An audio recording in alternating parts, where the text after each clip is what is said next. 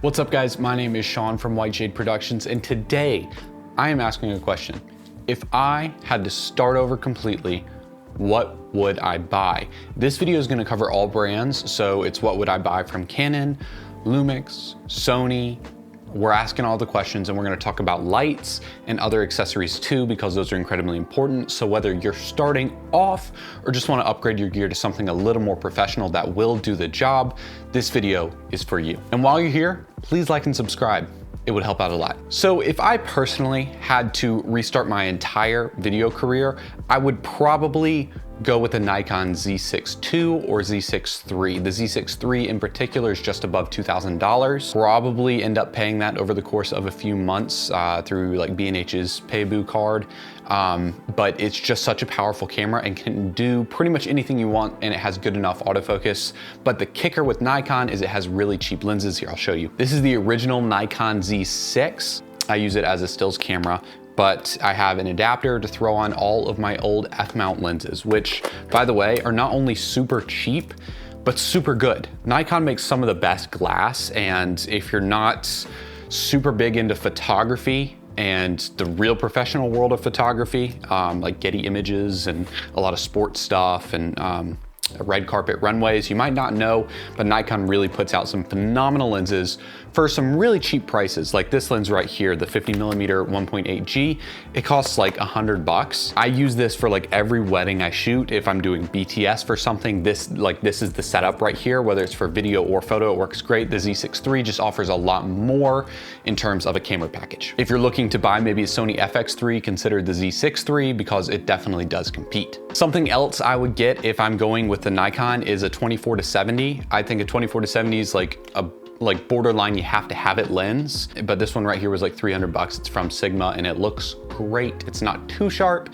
it's not too soft, it just looks good. However, if I wasn't going with Nikon and I wanted to go with Canon, I would do what I almost did a few years ago, and that's buy a Canon R8. If you don't know, I got scammed out of buying a Canon R8. It sucked. I almost bought a different one, but I decided to go with Lumix instead.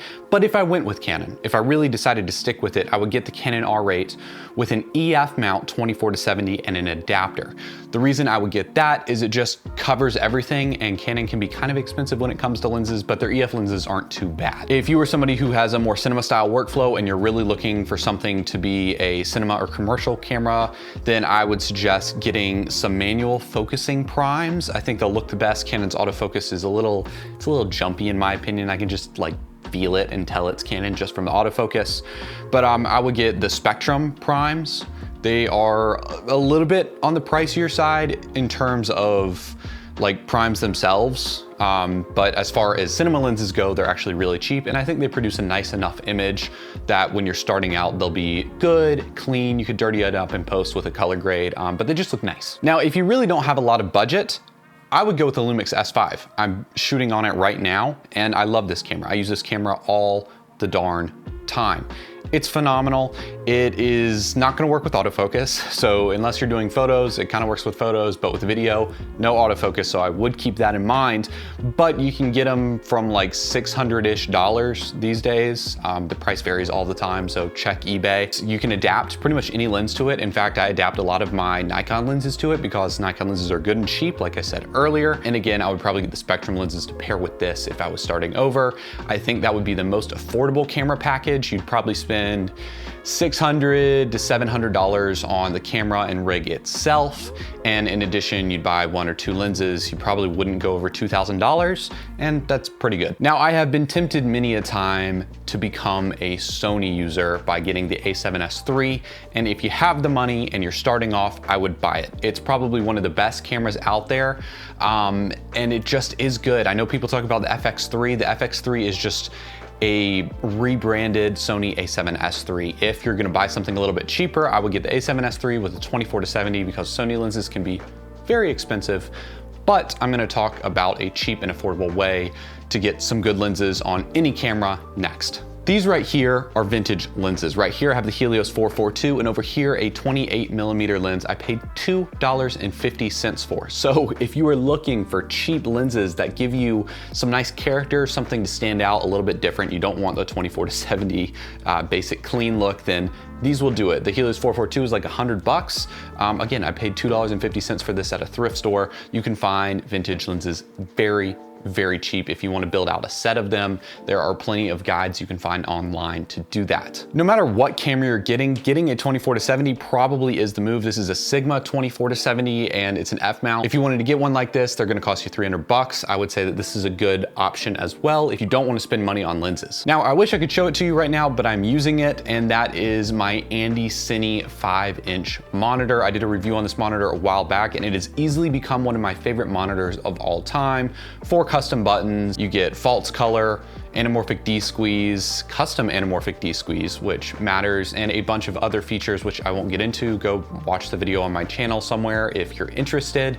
But it was the monitor that I would just suggest anybody pick up. It's really good, it's really clean, it's really bright, it's really sturdy. So if you're gonna get a monitor, that's the one to get. Now, we all want smooth shots. No matter what camera you get, you're gonna need smooth shots, right? And that's where the DJI RS2 gimbal comes in handy. I think I paid about $200 to $250 for mine. It's super cheap. It carries up to 10 pounds of payload. Like, I can put my entire Red camera on that gimbal, so it's gonna stand the test of time, to be honest, and you can use the manual focus scroll wheel on the front, which is really nice when it comes to using cameras or lenses that don't have autofocus, or you just are gonna use a city lens. Now let's talk about lights, because it's arguably the most important thing if you're gonna run a production company. I would say getting the Amaran 100D is probably like a must. It'll handle most situations, not all, but most, and it's relatively affordable. So I would 100% pick that up. Even if you have other lights, I would still pick that up just because you can control it via your phone, you can add effects, you can adjust the intensity. It's just a very good light. The 60X is also a great light. Currently, I'm lighting myself with the 300D. So if you're gonna take that step up, that's a light you can get as well. But there is one light I wanna talk about that's probably the most important, and it's tube lights. You thought there was a bulb in there the whole time, didn't you? No, it's a newer tube light. This is at like 46%. I got the bulb down here. I don't even need it because these tube lights are just absolutely phenomenal. They're magnetic, so they like stick to things. See, look at that, just sticks there. In my opinion, tube lights are gonna get you the most versatility. These ones have some effects built in. They have HSI, which is cool. We can do, what cool effects can we do here?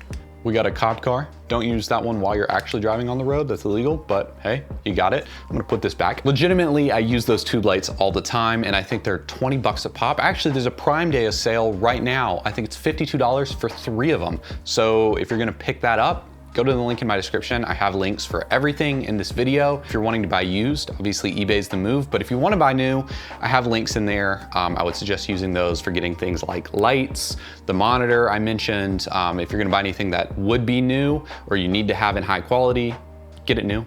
Use my links, it'll be chill.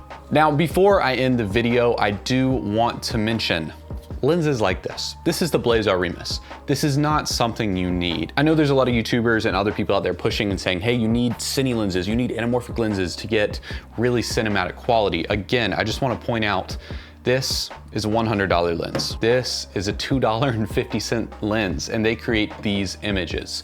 You don't need this. This is nice. It has its purpose. I use them a lot. I'm using it right now. You don't need them. So if you're on a budget or you're just starting out, wait before spending a lot of money on lenses. Figure out what you like first, because honestly, as a cinematographer or videographer, your style is important. You're gonna create better when you like the gear you use. Don't just buy something because somebody on YouTube told you you probably should. Anywho, that's my little video on stuff I would get if I had to start over. I hope it was useful. If you guys have questions, leave them in the comments below. Like and subscribe, and until next time.